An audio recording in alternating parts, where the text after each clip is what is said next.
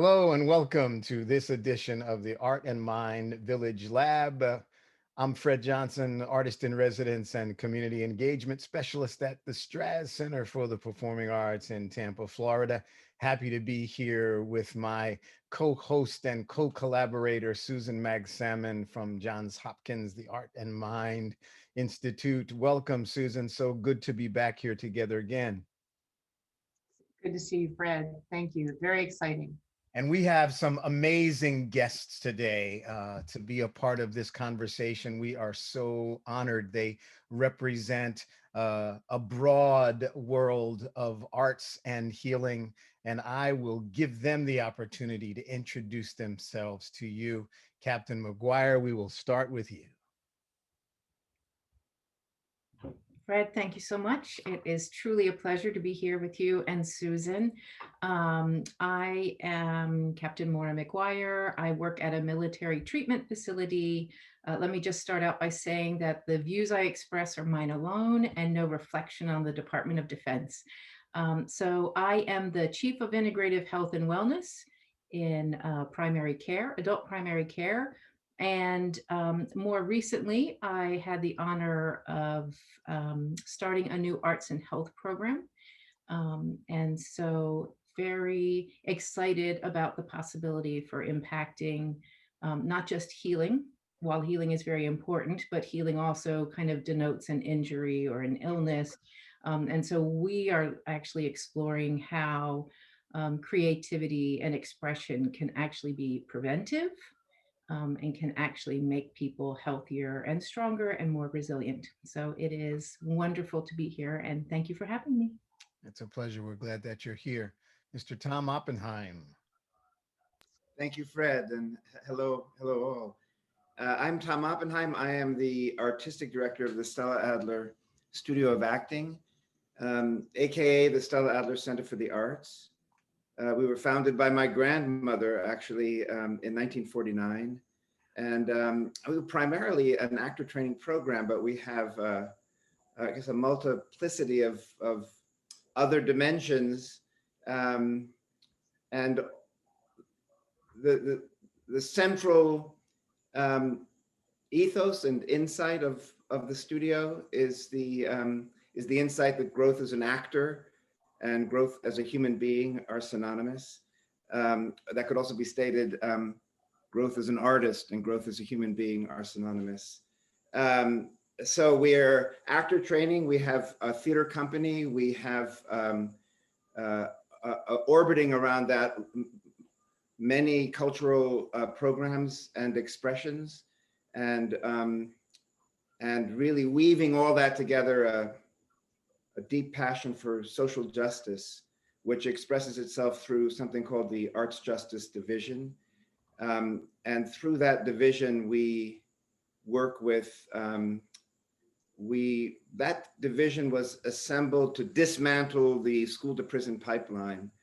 And so we work with young people, we work with people, we have an after school program, we work with young people in schools, we work on Rikers Island in the pre-COVID world every day with citizens there.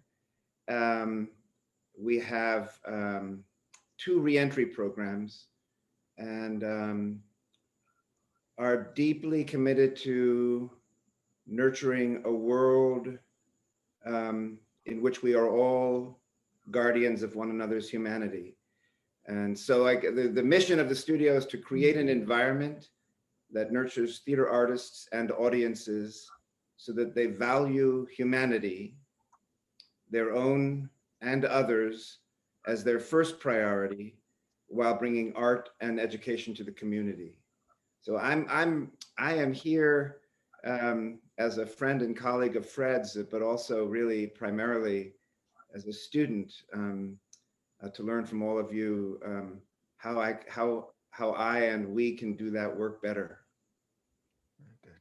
Thank you. Thank you so much, Tom. Ms. Brittany Cleland.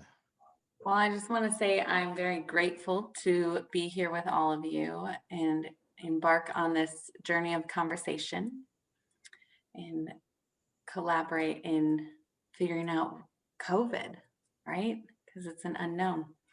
I am, like Fred said, Brittany Cleland. I'm a dance movement therapist. I work with Creative Forces, NEA Military Healing Arts Network. And my views, just like Captain McGuire's, do not reflect my state organizations or the DoD or the VA. I am currently working on a post-COVID unit in a hospital with some veterans, and my experience is what I'm going to share today. Thank you, Brittany. Mr. John Parks. Hi, welcome. Thank you, Susan. Thank you, Fred, for having me. My name is John Parks. I am a faculty member in the Theater and Dance Department at the University of South Florida, and also founder of the Parks Institute. I am I guess when you're a dancer, you're always a dancer. So I'm a dancer who has performed quite a bit in my past, and one of the things that I realized is the effect of performance having on an audience, and so my life's goal has been transposing that and translating that into a healing modality and wellness in terms of what is that effect on people who are not dancers. I use the word dance a lot, but I also interchange it with movement. And that is something that is innate within us as a communicative medium. And my goal is to work with people in order to enhance their own inner voice, in a sense. My choreographic work basically deals primarily with social justice and the awareness and acknowledgement of people of color and their contribution on this planet. Thank you, John. And John has been an integral part of the growth and development of our arts and health initiative at the Straz Center for the Performing Arts. Susan, we just earlier had a conversation about the fact that we're kind of really 3 years into the evolution of this conversation between the Arts and Mind Lab and the Straz Center. So we're hoping to be joined by Jill Sinkey from the University of Florida. So I would love for you to just give a little bit of an overview about Jill, as well as just share with folk who are just reaching to us for the very first time about the Art and Mind Lab and the evolution of the Art and Mind Lab. Great, great. Well, it's wonderful to be here with everyone today. So Jill Sinkey is the director of the Arts and Medicine program at the University of Florida in Gainesville. And she's really a pioneer in developing arts and health educational programs and also extending that from clinic to community.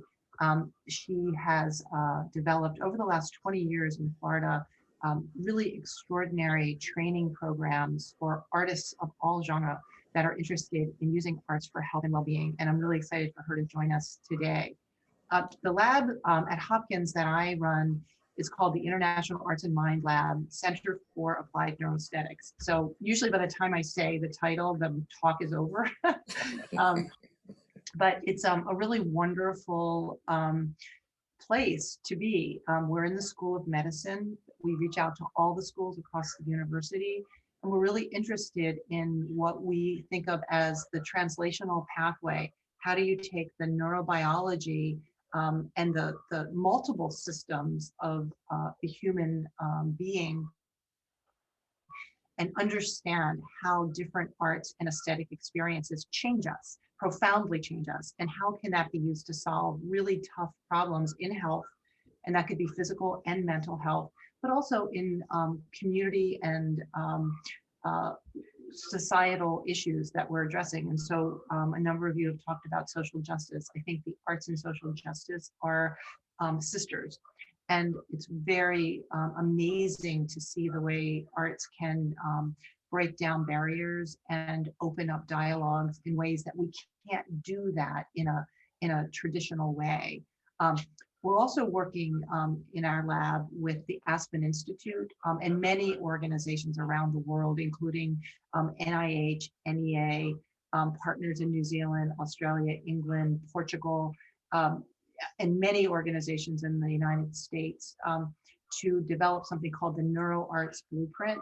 And this blueprint is, in essence, a roadmap on how to codify and develop a center of gravity where all of the artists and practitioners, regardless of their form, from social work to art therapy to psychology to public health, artists in any form, and researchers can come together with technology as an amplifier to be able to build this field so that it's, when we talk about sleep and we talk about exercise, we're also talking about art in terms of something that humanity needs to really be full and whole. So I'm really excited about that, that initiative that will launch in earnest. The blueprint will be coming out in the early summer of this year. So, so that's what we're up to. If we could, I would love to invite Jill to the conversation now. I think she's ready to join us.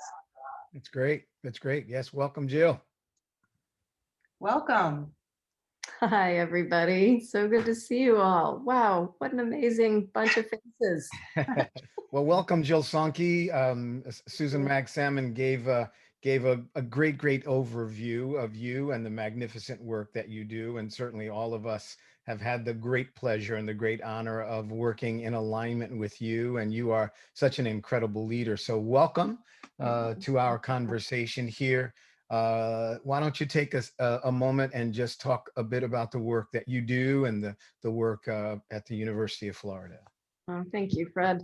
It is really good to see you all today. So I'm at the University of Florida in the Center for Arts and Medicine. I direct the center. We've been around, playing around in this arts and health space since 1994.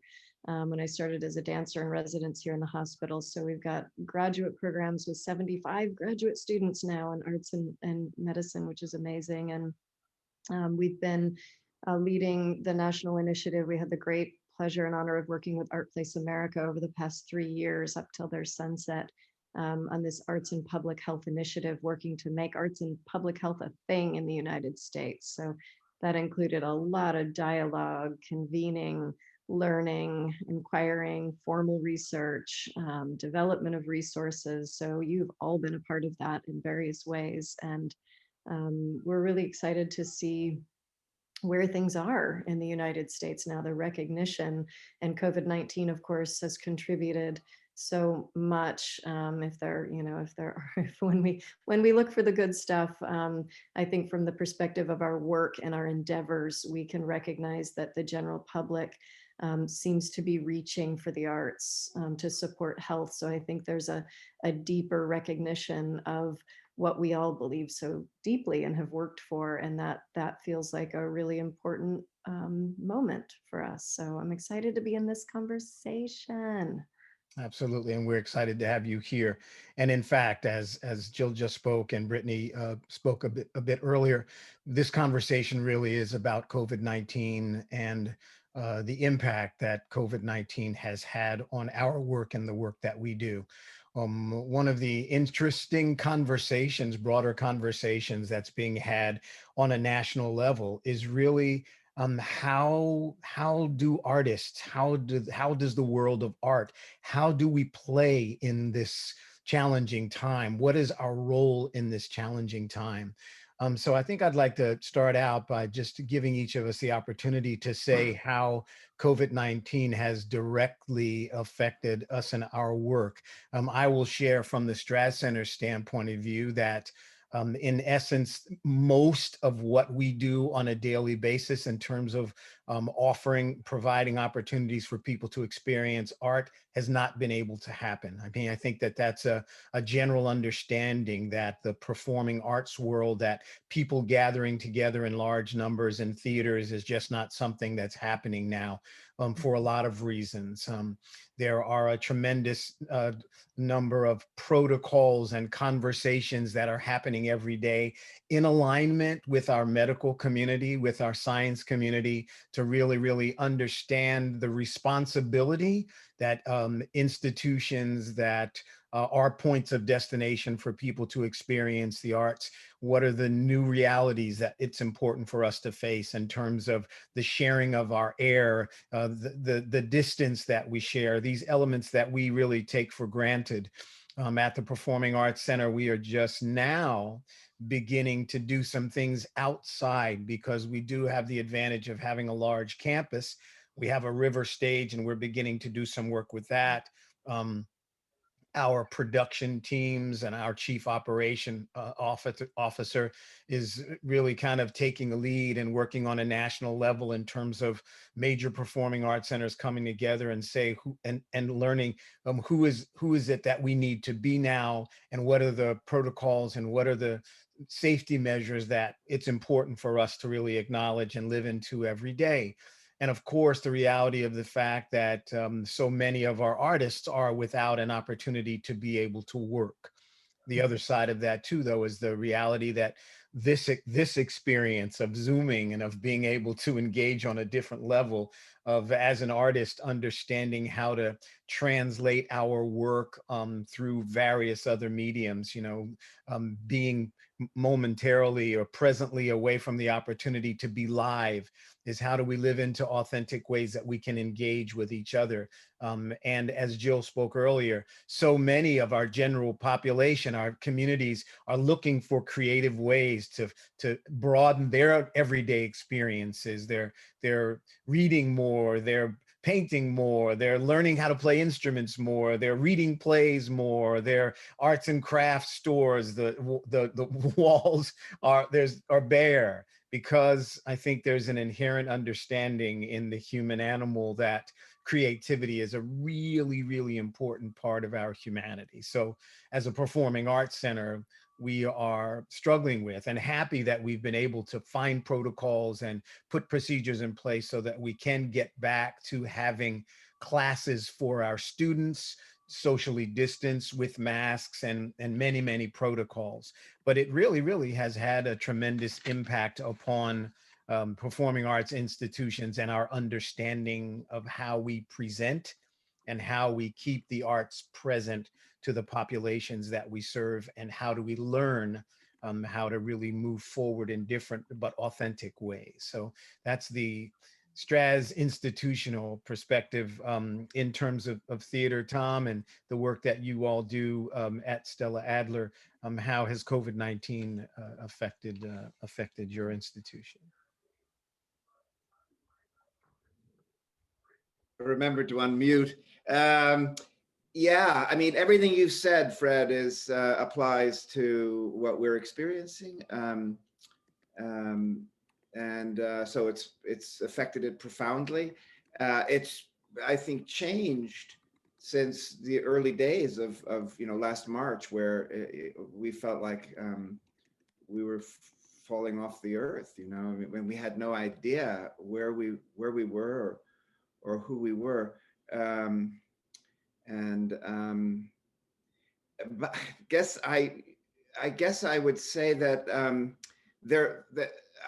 there's a positive side of that, and that comes by courtesy of Zoom, and we experienced it immediately. I mean, we were closed in mid-March, and it just so happened that the next week was spring break, so we took that time off, which usually time off, to educate ourselves and get all our classes up on Zoom, and train faculty and train students. It was harrowing, Fred, but at the same time, I have to say that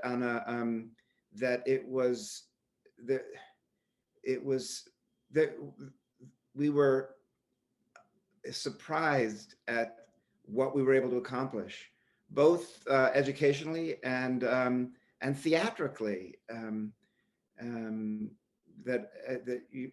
We've actually seen what feels like vital, important theater on Zoom, and the opportunity to exercise something that artists, human beings, all human beings, and maybe most particularly in some ways, artists, maybe performing artists need to exercise, which is resilience. We just had to. We just had to find a way to connect deeply to ourselves and to others through this medium. We are currently, and I could go on about particular experiences that were shocking, where I was just quickly, I was directing a project of Oedipus. I was slated to direct a project, and so we moved it onto Zoom. We were giving ourselves the liberty of not having to perform it, but it was a 7-week, 12-hour-a-week assignment, or maybe 16 hours a week. And so eventually we felt we had, we had to move from table work into acting work. And there was a moment in that play where Oedipus confronts the last messenger, who tells him who he is. And he throttles this person. He grabs him by the neck. And we just thought to have the messenger go down on his knees, and for Oedipus to reach out and grab him with a sharp angle, and for his neck to snap back. And in that moment, we had transcended the limitations of Zoom. And Oedipus, the messenger was in Wisconsin, Oedipus was in Austin, Jocasta was in Denmark. I had one actor in Queens and another in Brooklyn. So there was the intimacy that we accomplished, and across space, was sort of mind-blowing and liberating. And I think we all felt at that time, we the cast and we at the studio, that wherever we're going, it's not backwards, it's forwards. And that this for some of you maybe remember AM transistor radios, people hold up to their ear. Well, that's where this is now, but it will grow, this technology will grow. We are currently, and Fred, you're an example of this for Adler, because you and I have been working together, but we've been working over distance. But now you're teaching on a weekly basis from Florida, and students accepted. And I'd be curious to just have a conversation and ask you, how that's going. But they love it. I mean, you come through loud and clearly for them. We are now teaching in a hybrid form in both we have a conservatory program, and then we have an NYU program. And so we have very limited number of students coming in, wearing masks, social distancing, and the others are Zoomed in. And the faculty are most frequently Zooming in for their own safety. So there are limitations, but there are extraordinary experiences of resiliency and sharpening of the desire to connect through theater, I guess. Sorry, I agree. And at the same time, I think what I've experienced also is there's this beautiful alignment between studying and having conversations about technique of acting, but while at the same time, a real deepening inwardly to understand character and to understand kind of authenticity, so it's not like, well, I'm going to acting class now and I'm studying this. And, I mean, it's really been a real honor for me to be able to kind of merge a conversation, an internal conversation from kind of the inside out, and how that applies in terms of the work that we do, but more importantly, how it really applies and connects us to see and hear and feel each other. So that's a really, really great, I think, beautiful and powerful outcome from the artist's standpoint of view.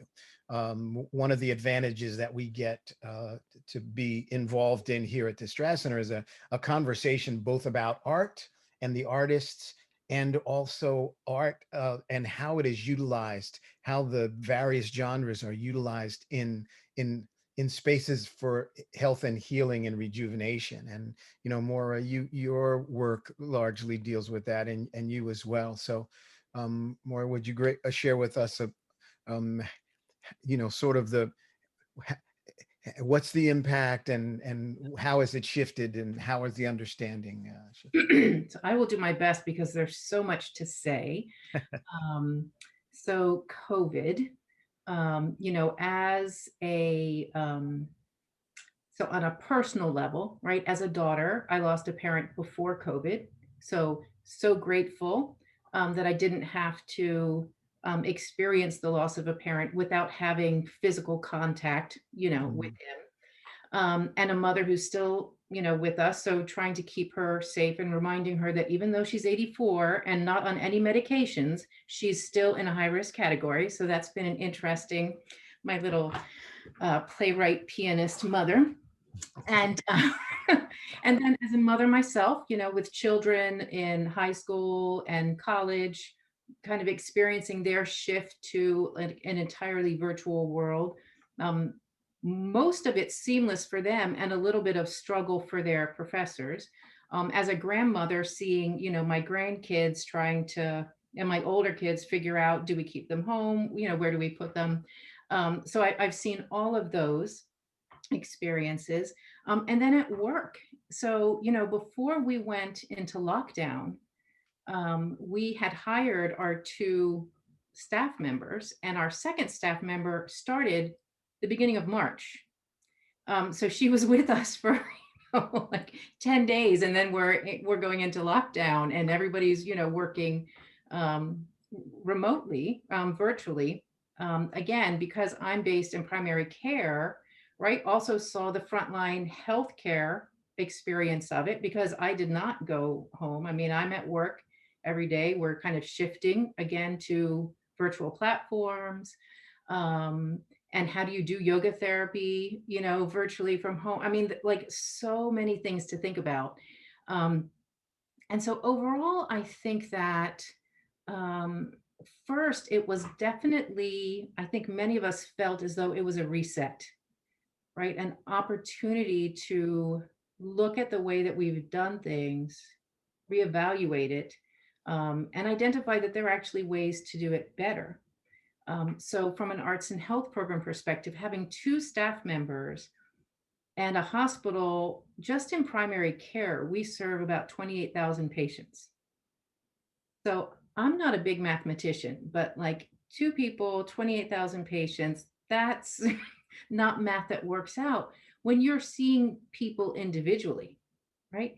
When you're able to do virtual classes, sessions that people can join you from wherever they are, it's a total game changer, right? I mean, it completely changes the barriers when it comes to access to care.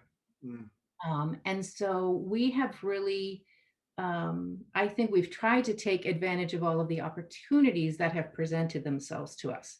And I say that, coming from a place of, security, right? My home is safe, my kids are safe, my family's safe. We're not struggling in the way many people are. But I have really seen a lot of opportunities in this reset. Um, I've seen a lot of reminders about the things that are truly important and the things where you look at them and you think, I'm not sure why we started this, but we should never do this again. And then, of course, shortly after we go into lockdown, right, we're reminded of, um, again, in a way that's very encouraging and hopeful, but we're reminded of these systems that have been in place for like centuries and centuries and centuries and centuries, all based on this false construct called race, and the importance of doing something. And I will say that our hospital director very courageously held sessions, like listening sessions throughout the command on a regular basis. And so, again, for us, we saw this as an opportunity to continue those conversations, to make sure that the talk didn't stop.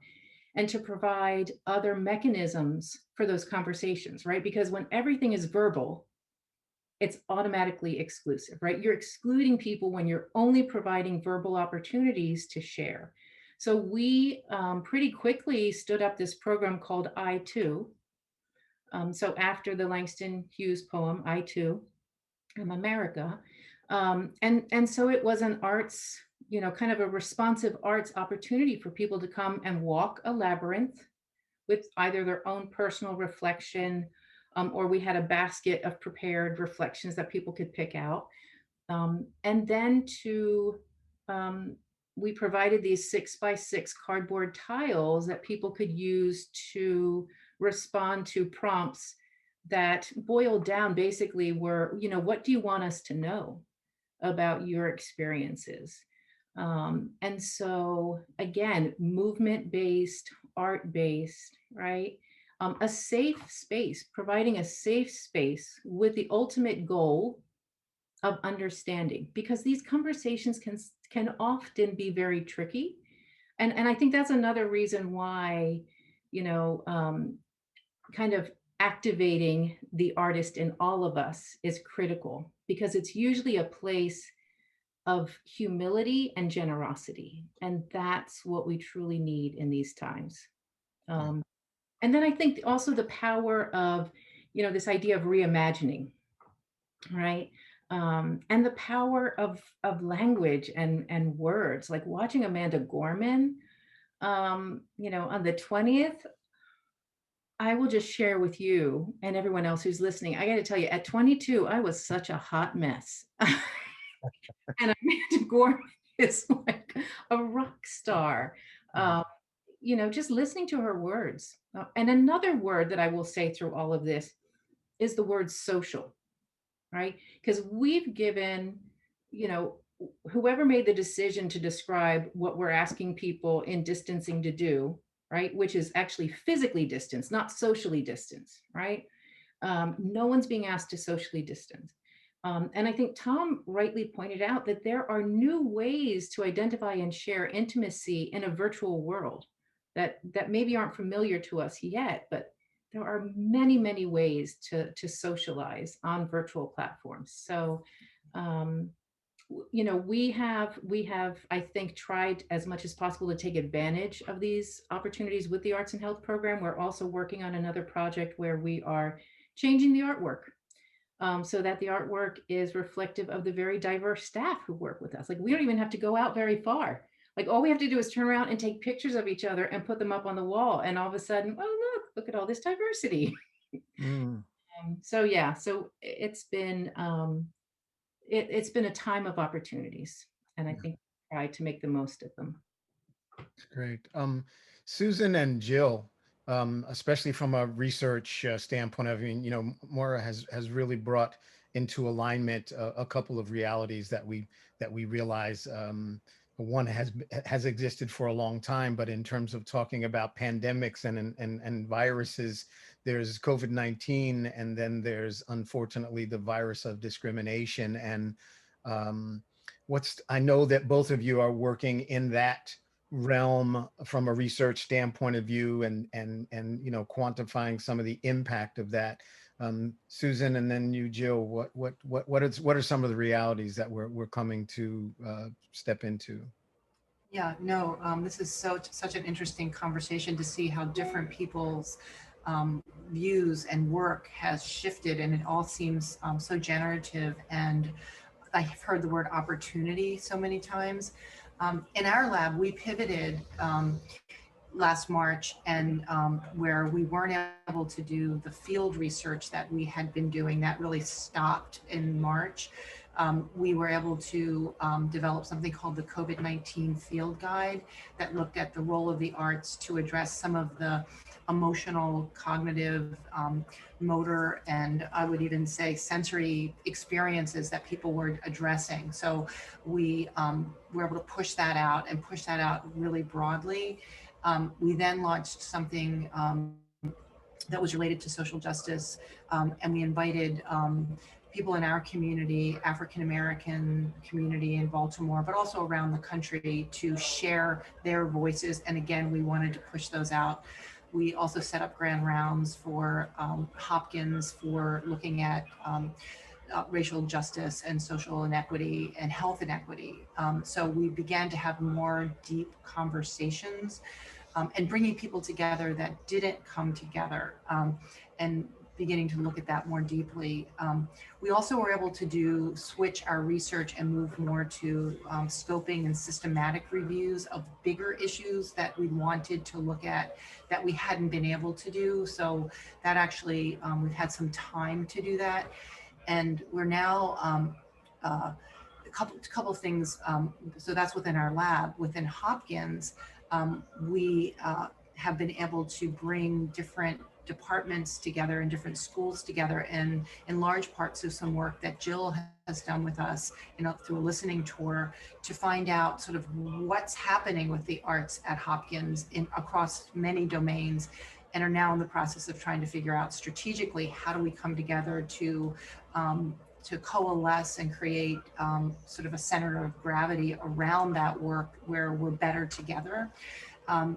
And we've also been working sort of at this national level, a lot of planning and a lot of strategizing, and I think with a lot of profound new knowledge and witnessing of just tremendous loss and pain and disconnection in Baltimore for sure, but also around the country and around the world. I think we're feeling that we want to be really mindful of how we move forward and how we can make a difference. And I think we wanted to do that before, but I don't think we felt it. I think somehow there's a deeper sense of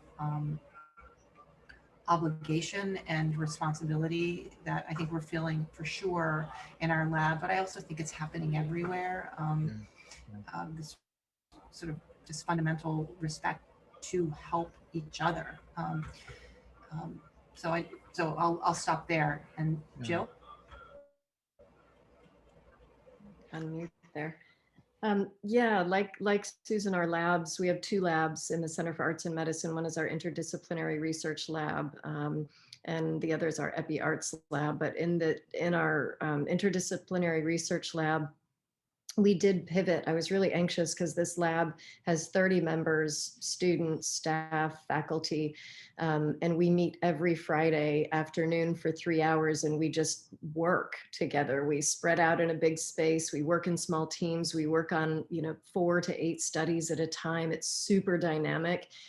And I was like, how are we going to do this online? But of course, many of the members are students. We made a quick pivot. We, used breakout rooms. We integrated more personal check-ins and creative play in the lab, doing a lot of training as we always do. But we've been able to keep it going and not lose any momentum, which has been amazing. We also adapted our clinical programs, our artist in residence.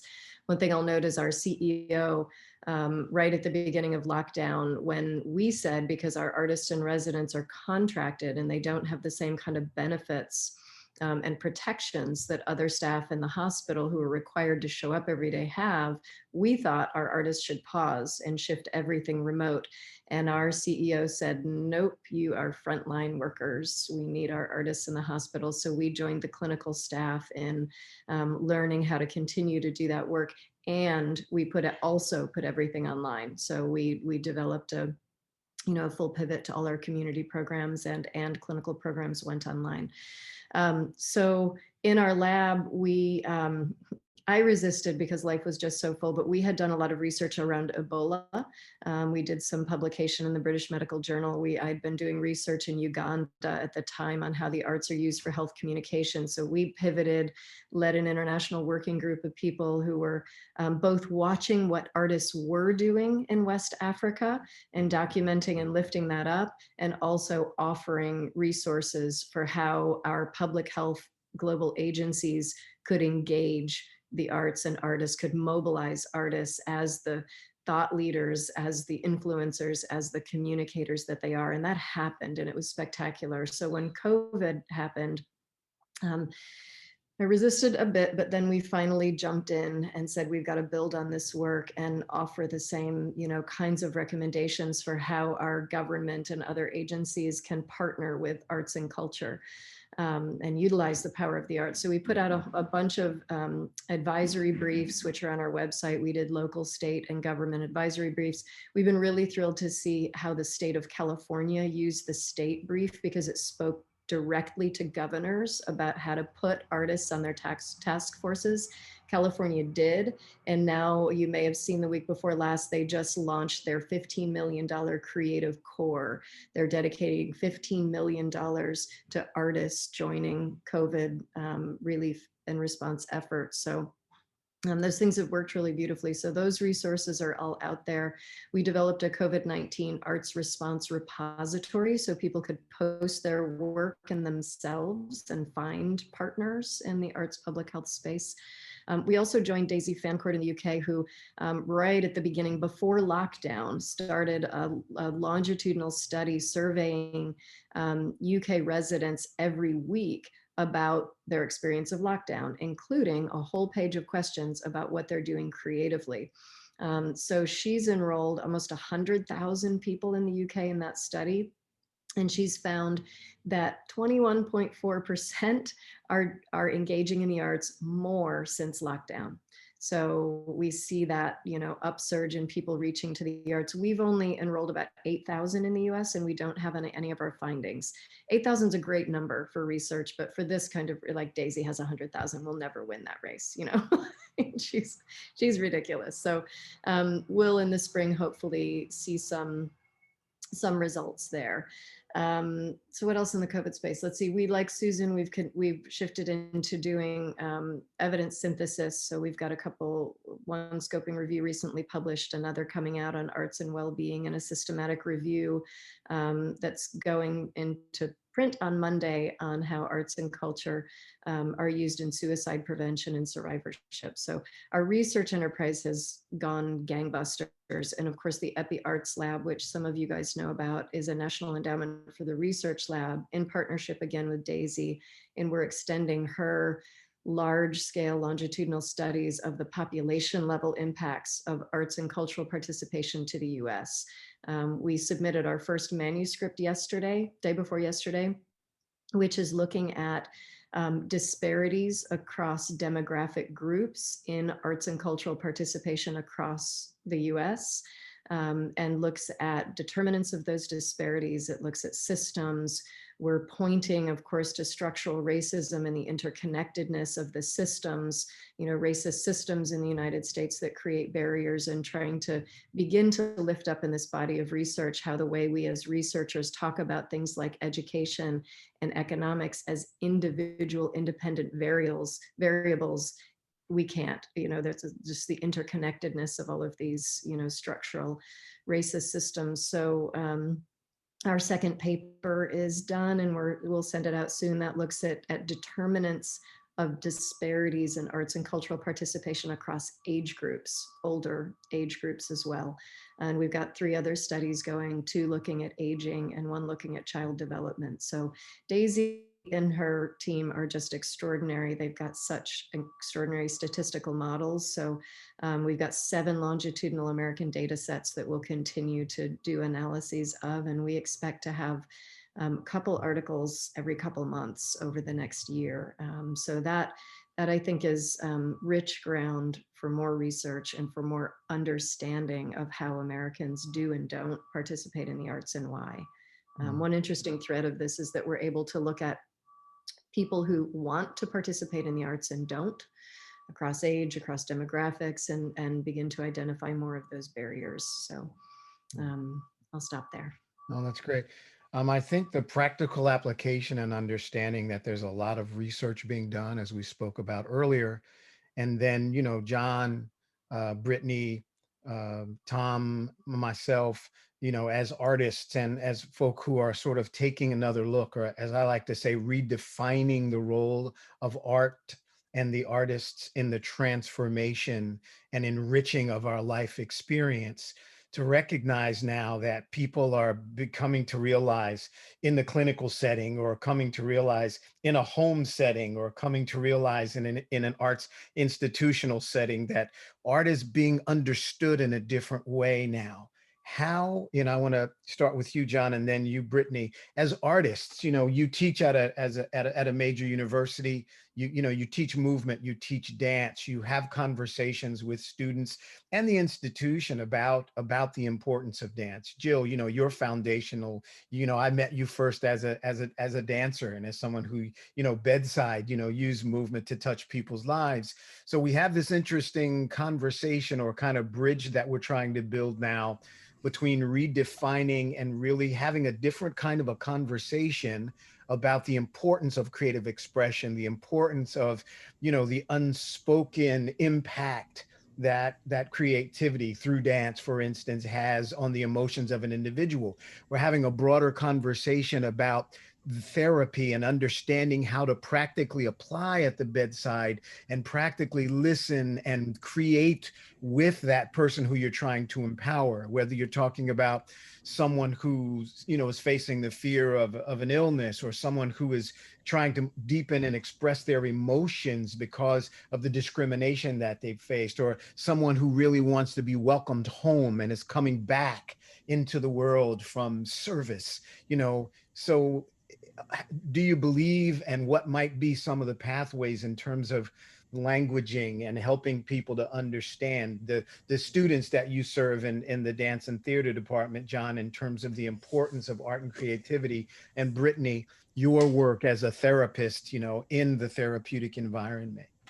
John, we'll start with you. Yeah, well, it's been very interesting because when COVID hit, it was COVID in March, and then also George Floyd and Breonna Taylor, and all of these things happened around seemingly at the same time, and we had a feeling that the world had actually stopped, Mm. in a sense, and the word pivot is one that a lot of my colleagues have used, and it's quite apt because we've all had to pivot, and be creative, and imaginative in terms of other in using dance and using education and using communication in other ways. And so for the students and at USF, it was the theater and dance department and the arts community at the university that actually, in the lack of any kind of guidelines, either through the government or through even the university, we had to devise guidelines for ourselves in order for protocol, in order to teach and also communicate. And Tom, yes, it was quite interesting that Zoom and played a very integral part.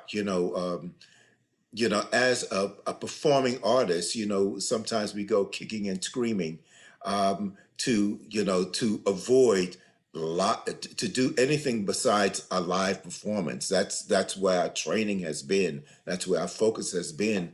And the idea of putting something via Zoom and communicating that way, we didn't say anything, but because we wanted to communicate with our students, but we devised other ways in terms of doing it, and so it was quite interesting. So the students themselves felt very depressed in the very beginning, and very isolated, with all of these crises that has happened. With COVID and the lockdown, it was also the lack of being able to travel, and also the lack of finances, abrupt finances being happening with their parents and themselves not being able to work, and so that there were a lot of things that were impacting, and so we had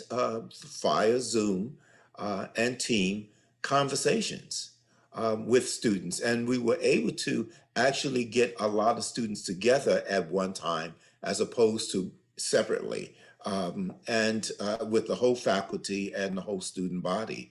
And as a result of that, well, actually, it wasn't a result of that. They themselves started writing poetry, started writing prose.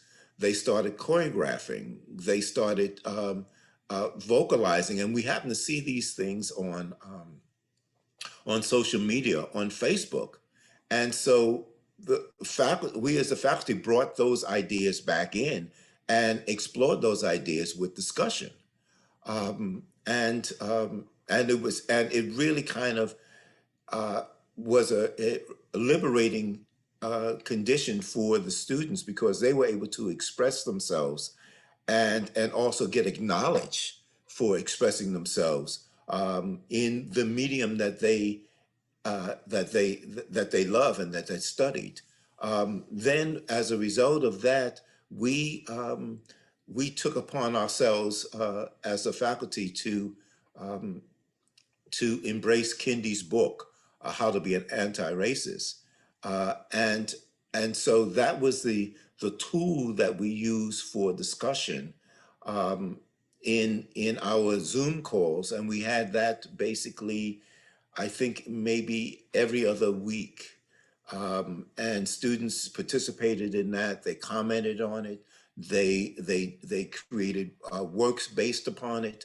And so it was very therapeutic for us as a faculty and also for the students.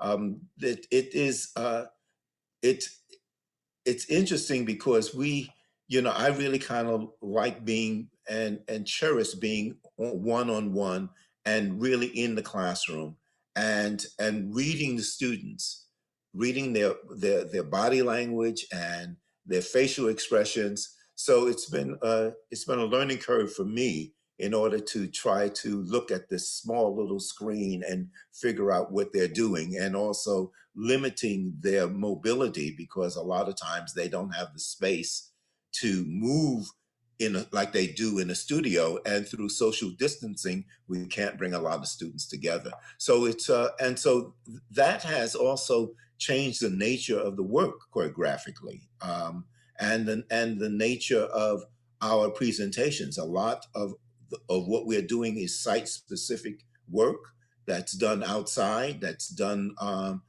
and we're connecting with the School of Architecture, and doing some structural things, doing things on structural.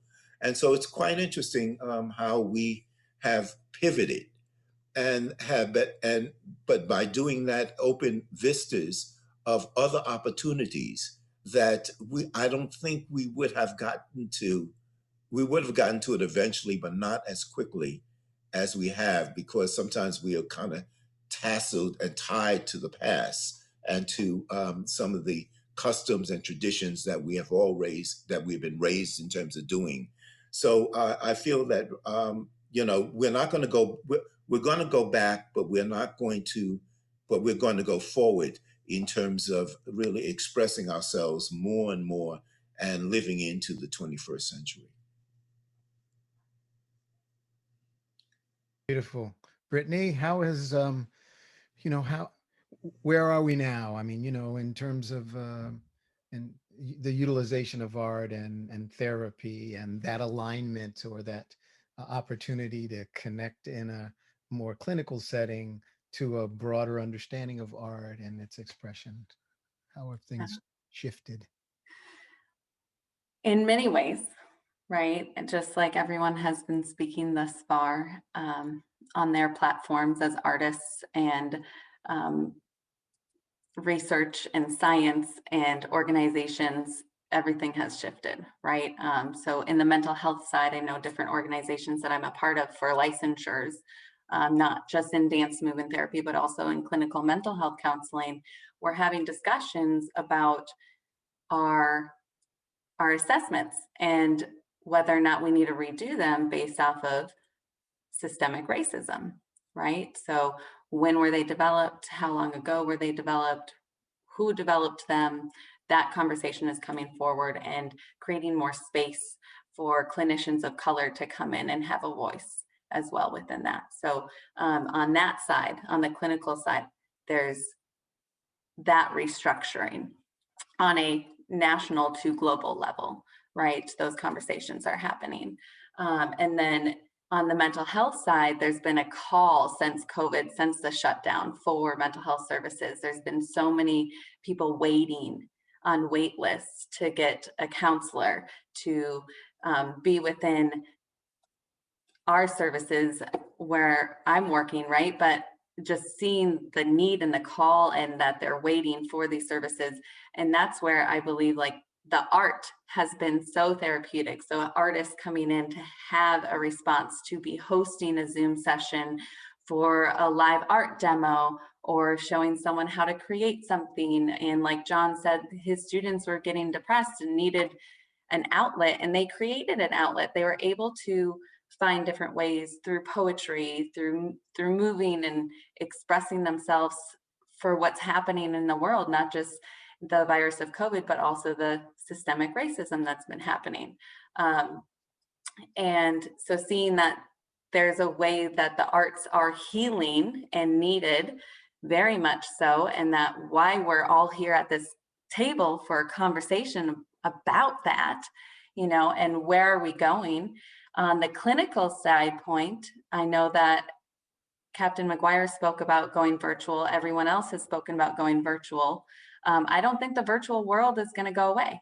I think it's a new platform to reach many, many more people who didn't have the experience to be exposed to some art, right? So rural veterans, there's a rural veteran opportunity where we are able to go out and reach them virtually, and that's been happening for a few years pre-COVID. And then now it's a thing where most clinicians are doing telehealth work. So we're able to meet them in the home. So artists are also doing telehealth work, meeting America, meeting the world in their home during that lockdown. And even now, I think it's important to create that connection, to collaborate, to come together, essentially, with art, healing, science, blending it all. I have had a great pleasure to be able to work inside of a hospital on a post-COVID unit. So once they had COVID, some are able to discharge home right away, and then others need more healing and recovery. And so they're with us for anywhere from 2 weeks or longer, pending on their recovery process. And a call has been for us to come in and utilize various art forms. So we have an art therapist, music therapist, and myself that work on this unit. And just watching people who normally wouldn't be open to doing art for the sake of humanity, quality of life, and enjoying it and going home and it changing their life so that they have something to do and feel that connection with other people, that meaning, that purpose, to be happy that they could create something. And knowing that, so what I do with them bedside is I work on their respiratory rate strengthening and expressiveness, as well as processing the anxiety that they might have through being inside the hospital, right? So pairing breath with movement to help recover, but making it more fun than maybe a physical therapy session would be. But so no knocking physical therapists. I work with them on a daily basis, and occupational therapists, and we all have the same goal. We just get there a different way, and we get there together. And they're seeing other forms of, so the psychologists that I work with, physical therapists, OTs are seeing the need for artists and art therapists within the hospital setting right now as well. Oh, that's great. That's great. That's great. So, I mean, in several cases here, we've talked about kind of the reshaping and the re-understanding and really integrating concepts and ideas. And there's been a lot of questions, fewer now, though, I think, than there were in March in terms of, how can art really, really apply? So the other day I was on a forum with some high school students, and they were talking about Zoom, and they were talking about the realities of Zoom, and also they were talking about racial disparity, and really the importance of, especially for Black and brown folk, to really be heard, and whatever, and one of the teachers said, well, so how can art apply to that? And they were like, well, I don't know. So I said, well, the interesting thing about art is that art can really help us to really tell the story of life. You know what I mean? I said, for instance, we were having a conversation about the fact that Joshua, you really feel like, oftentimes you're not really heard, that people don't really listen to you, right? And Joshua was in the upper right hand corner of the Zoom, of the gallery thing, right? So I said, so there's an important thing that we can really communicate, like, hey Joshua, I'm up here in the corner now. Hey, listen, you all, I'm tired of being in the gallery setting.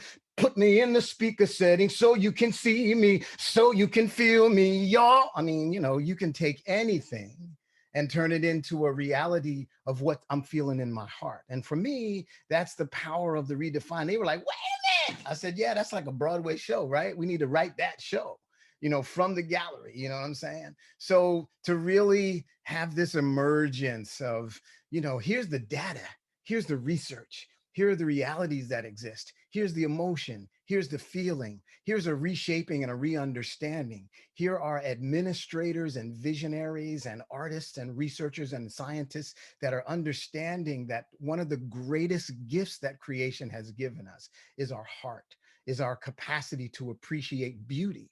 So we get to choose, how do we manifest and how do we use that beauty together? Because the one thing that COVID-19 introduced us to is our vulnerability. The fact that we're all vulnerable. So how can we live into? And so now I think, we can spend the last few minutes talking about what's the way forward. Susan, what do you see as some of the threads in the tapestry of the way forward now?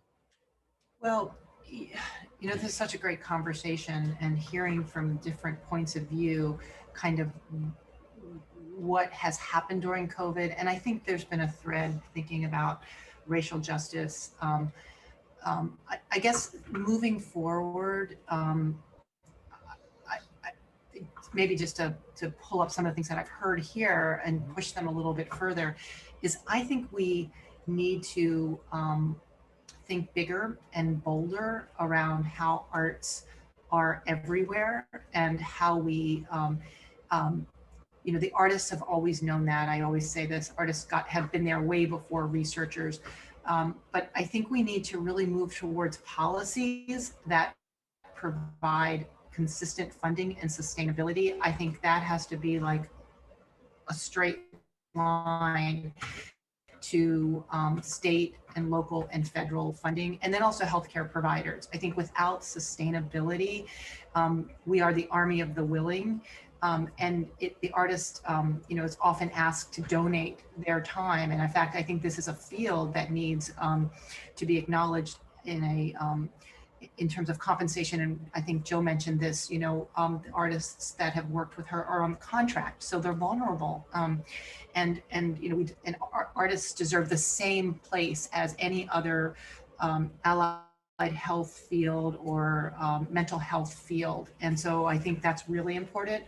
I'm super interested in the integration of technology into this work at a research and intervention level. Somebody mentioned telehealth, biomarkers. I think there's a need to think more deeply about outcome measures. I think Jill has been doing a lot of work in that area. Others have too, but what are we really looking at from a cognitive, thinking about motor, thinking about emotional outcomes, and also even sensory outcomes, so that we can look at aesthetic and arts experiences and understand outcomes in a way that relate to these experiences, and we can share those outcome measures, so we're starting to look at them together. I think there's also a real opportunity to use computational models to look at multiple outcome matrix to see if we can see some differences in the use of the arts. I think that's really important. Also bringing the field to these, it's highly interdisciplinary field, and how do we share this knowledge in an interdisciplinary way? And to the extent that we can create incentives to be more interdisciplinary, we talk about it a lot. It's really hard to do. There are very few incentives for it, and it's very difficult to communicate across these different barriers of domain. And so, how do we create an ecosystem to do that? So I think those are just some of the top line things. I just want to say one other thing. We have a project going on right now called One Book, where we're using literature with 7th and 8th grade under-resourced communities, primarily Black and Brown communities in Baltimore. And we're asking these kids to read this book that they helped to pick. It's called We Speak for Ourselves by D. Watkins. He's an author, a Black author in Baltimore. And we did a book club yesterday with our lab to talk about the book. Kids have been saying to us, you know, it's helping them think about decision making, about their own voices, about who are the messengers to them, like who is bringing information to them, how they're helping to craft their own needs that do break down barriers across where they live, where they go to school, where they work, who their friends are, where their sources are. And a lot of their sources too are internet and technology-based sources. And one of the things that I'm really interested in the arts community is who is delivering these services. Like, you know, in the field of arts therapy and in other arts forms, it has been dominated in some ways by the white community. And how do we bring more diversity into the field? I think that's another thing that we really, really need.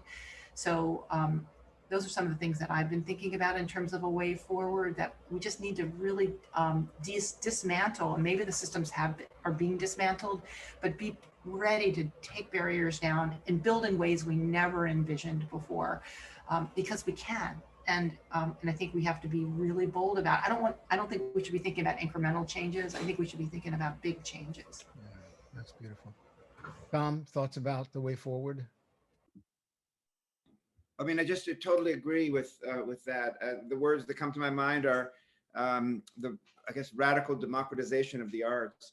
You know, when I spoke, I was speaking primarily about what's happening at the studio now, hybrid and so on, or with our NYU or our non-NYU conservatory programs. But I immediately thought afterwards that, and I mentioned this when I introduced myself, but that, you know, we got completely cut off from our brothers and sisters at Rikers. That just closed down. But that, I mean, that brings up criminal justice and the propensity of our society to demonize and punish people who are as valuable as human beings. And I can tell you this firsthand, as anybody on the call, and who deserve our best, you know. So I worry about those people and how we handle them, and how we engage with those people. I feel terrible for them on a day where it's 16 degrees, you know. It's cold, and it's a cold, hard world in there. So I'm inspired by this conversation to sort of continue to work on that project. We've reached our people on Rikers Island through videos. That's what we're doing now. They've organized a system where they can field videos, and it's sort of developing. And we are doing our best to connect with our students out there via videos. I mean, I just want to mention one program that we've put together that addresses this. It's called Ritual for Return, and it's based on the insight that we grow by way of rites of passage, and that so when let's say someone commits a crime, sometimes they do, sometimes they don't, but they get convicted, and then they get put away for a certain period of time. That's a rite of passage, but that our society offers no rite of passage going the other way. So our ritual for return offers that. It's a curriculum, and I think beautifully devised, where it's a 12-week curriculum. There's a weekend, sort of a weekend intensive, and then it's 3 hours once a week, and then a ritual, and the participants create their own ritual, and then they perform it once. So it's not a show shop. It doesn't intend to produce theater, but the insight of the person who put this together is that theater does ritual. That's what theater is, and that all plays can be seen that way. All plays are prayers, and so a person does a ritual and crosses a threshold, and that's an evolving program for us. And the person who's directing that is named Alex Anderson. And Fred, you know him, but he would be wonderful for this setting. I'd love for him to talk. He was formerly incarcerated for many years, 25 years, I think. And then he has a master's in social work, and he now runs this program, and it utilizes arts. And the person who's a social worker for A Ritual for Return, Annette Burwell, also formerly incarcerated, and a glorious human being. So I think about the criminal justice quandary in the United States as an opportunity for us to look at our own need, propensity to demonize, and look at the arts as a way for us to, as an antidote to that, and that the idea of growth as an actor and growth as a human being are synonymous. Is our vaccine for our students, to remind them that it is an antidote to the celebrity culture, to the superficiality of the arts, to understanding the arts as vital medicine. And I think you're right, Susan, that the model has to change radically, and the arts have to be seen not as something, not merely as commerce, but as spiritual, as vital spiritual medicine. That artists are, first of all, physicians of the soul. Oh, beautiful. Thank you, Tom. Moira, your thoughts on the way forward? Oh gosh, so many. Yeah, the prison reform, I will just say, I don't know if folks have read it. A Knock at Midnight by Brittany Barnett is a very powerful book. She's an amazing young attorney. But we definitely need work in that arena, as we do in so many areas. So also another awesome book, right, as John referenced. And even when you listen to what Kendi is saying, right, like his solution is action, and action is movement. So there's not a single solution out there that I will not find a way to identify as the arts, as creativity, as expression, right? I mean, even the decision that people make about what kind of action am I going to engage with to be an anti-racist, right, is very individualized.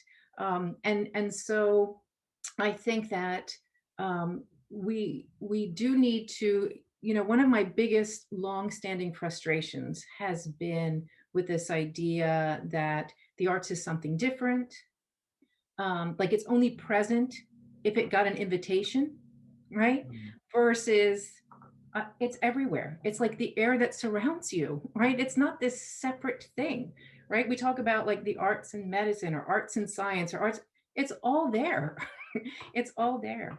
And I think that by acknowledging that, and we're going to be assisted with that acknowledgement by, I think, artificial intelligence, right? Because it's going to very clearly demonstrate those things that are not linear, those things that cannot be replicated, those things that only human beings can do.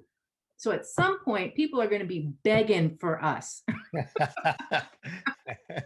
just have to be patient. But I think, the first time I heard the word reimagine, I was like, oh my God, that is such a yummy word. Like, I love it. So I started to keep this mental list of all the things that I wanted to reimagine.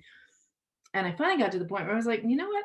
Honest to God, I think we just need to reimagine every single thing we do, right? Including this idea that, like, there's a script, right? Like, as we're born, here's your script. Please memorize your lines. I think many people have experienced their lives that way, and how wonderful and empowering it is to actually realize the script is being torn up, right? And it clearly, immediately impacts those who are most vulnerable amongst us, most immediately. But at the end of the day, it impacts all of us. So yeah, I have a million things to say, but I will just stop my comments here, and just say that I continue to be filled with hope. That's great. Thank you so much, Mara. Brittany, thoughts on the way forward? Okay, just like Captain McGuire and Tom, I have so many. And I'm just smiling because I'm like, can we do this again? Can we have more of these conversations? Because Yes, there's so much to talk about. One thing is, so with Creative Forces, we're that clinic to capacity to community, right? There's that structured ecosystem that we have. So I would like to see that all over within clinical systems, not just where I'm at within the VA DoD system and governmental system. I think it's important that clinicians, whether they're mental health doctors, practitioners, have resources at hand, and there is a system put in place, just like we've been talking about, to fund these artists, but have resources at hand to send their patients to, right? So that's a conversation that we have been having in the past couple of weeks, and John and I are going to continue a conversation, because I'm needing, and not just me, but many others may need a space to send their patients to. I'm only one person, right? I can only reach so many people in the clinic, and it's vital that there's going to be a broad, vast thing within community, and what community is local, national, international. How can we connect through the virtual platform across our nations? Example wise, I got the pleasure to work with Diablo Dance Company with some of our veterans, and that was virtual. We did a live virtual performance, and it was amazing, to process the emotions of COVID, to process through the movement and words, and to share it with others. But it was a private live, so it wasn't for everybody to come witness, right? And just thinking outside the box in those ways, and how we can, meet what's needed. And so what needs to change? How do we need to move forward? I think we're having that conversation right now. This is one of the most important conversations that we could have to create that change. Absolutely. Thank you, Brittany. John?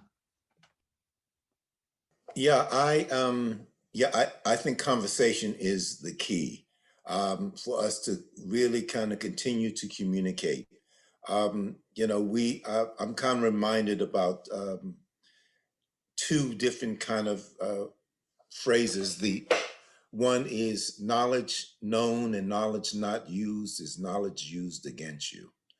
So you have to, so we have been now, the populace has really been aware of what arts can do, what our situation can be. We are resilient individuals. We fight for our own survival, and we are really we have really a lot of abilities.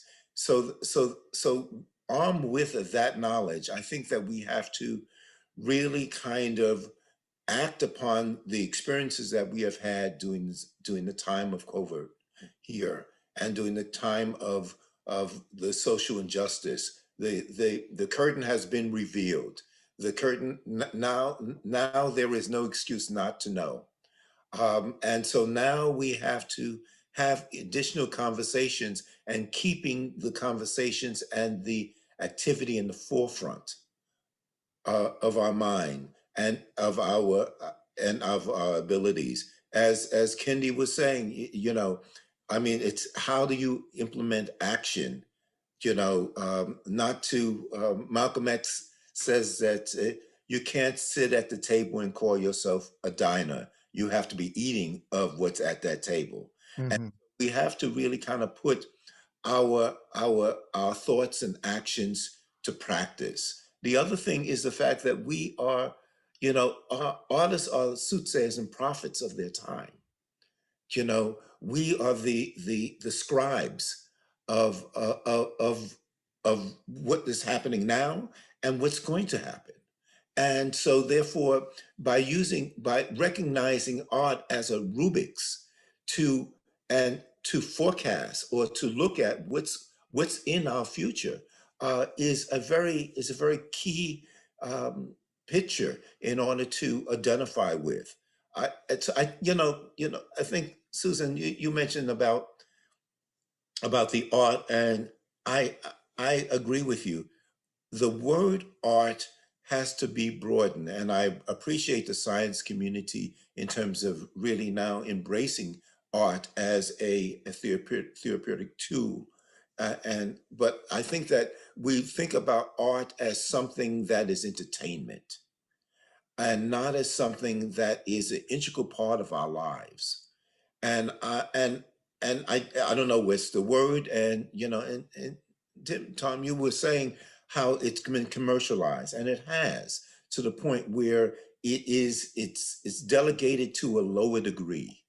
And I think that we need to, as we continue with these conversations, to uplift it to the level that it really needs to be. Um, and in terms of our social justice, if we don't if we don't uplift and help the ones that are at most risk in our society, that are the most vulnerable in our society, whether they're black and brown or whether or not they are disabled or whether or not are considered less than, then we're not helping anyone. We're not communicating and helping anyone for us as a society to grow, and so I think that the key is conversation. I think the key is communication, and I think that we have to keep, since we open the curtain, to keep this in the forefront of everyone's mind and not necessarily let it just kind of fade away and going on to the next popular thing that generally happens. Yeah, that's great. We'll go to Jill and then we'll give Brittany the opportunity to have her last word. Jill?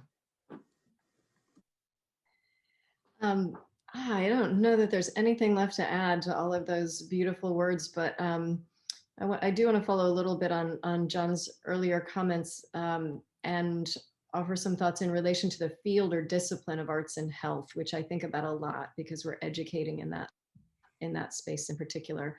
And recognizing that everything that we're talking about is the arts and culture as a way of being, as a way of communicating, as a way of connecting, that's broad and just a part of the fabric of our lives. But there also is this space of arts in health where people are making careers, making programs, really building work. And as we educate in that space more and more, I mean, since COVID, in the month of April, our inquiries, applications went up by 400%, and we've got 75 graduate students now in our program. So we're seeing a huge increase in people wanting to make the connections between arts and health their work, because the power of those connections is, as I mentioned earlier, so much more visible and visceral than it's ever been.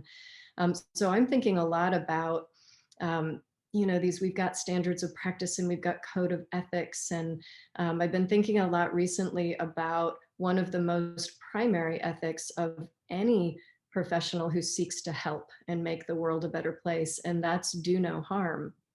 And I have to say, over the last year, my perception of what that means has changed a lot. You know, to me, I've always sort of thought, well, don't do bad stuff, you know, don't do anything egregious, don't hurt. But I think we're, and everyone has voiced this today, we're all recognizing so much that around racism and equity in this country, just not doing egregious things is way not enough, but being neutral and allowing the systems, you know, our racist and white supremacist systems to continue, and colonial systems to continue to exist and perpetuate, is doing tremendous harm. So we've got to shift our orientation to the way we think about the ethics of this sort of practice.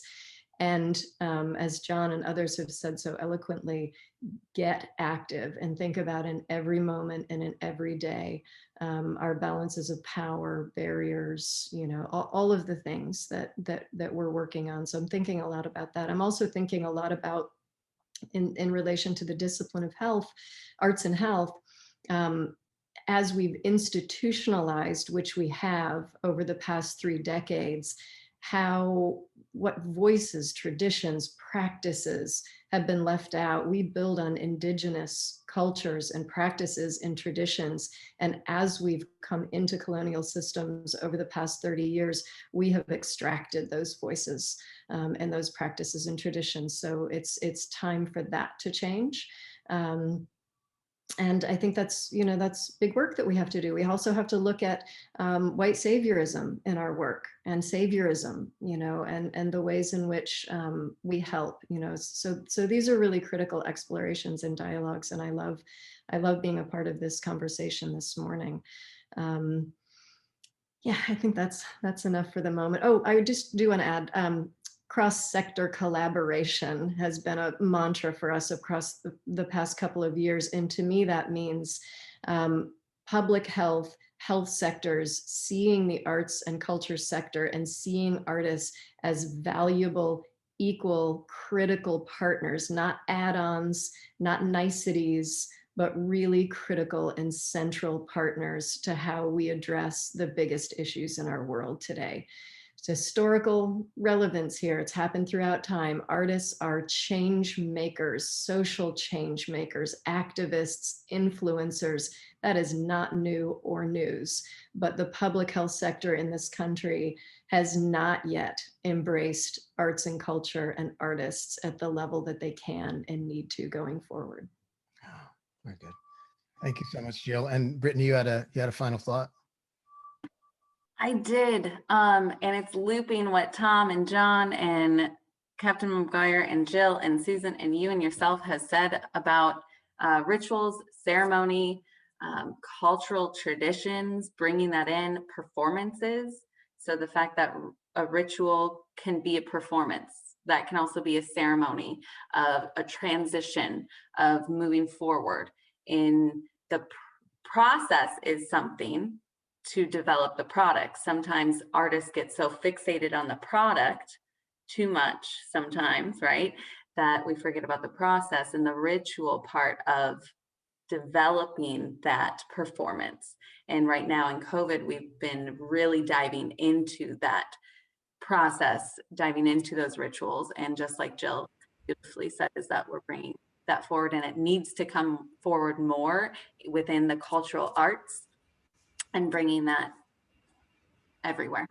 But it's just a thought that I had is like another conversation. The importance of performance is something that we're talking about clinically as art therapists or creative art therapists, because we work on that process.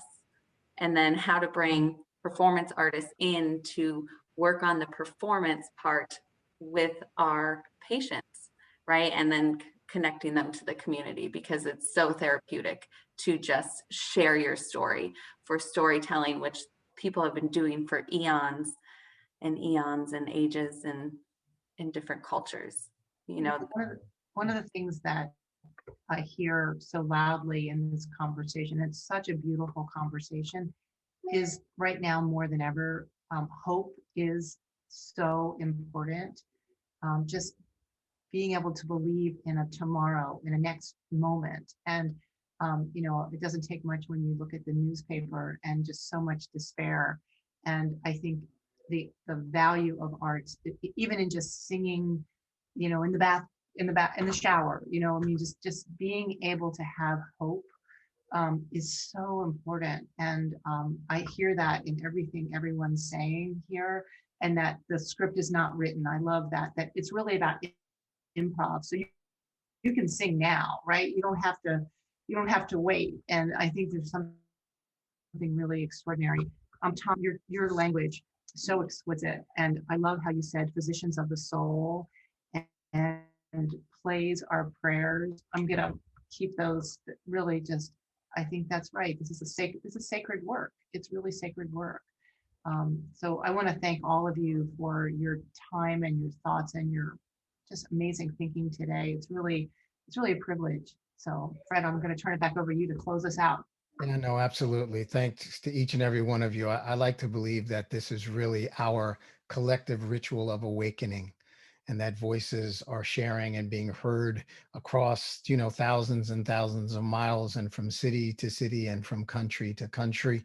So out of adversity oftentimes comes an opportunity for awakening. And I choose to believe that this is really a great time of awakening. And certainly each and every one of you exemplifies that voice and that vision.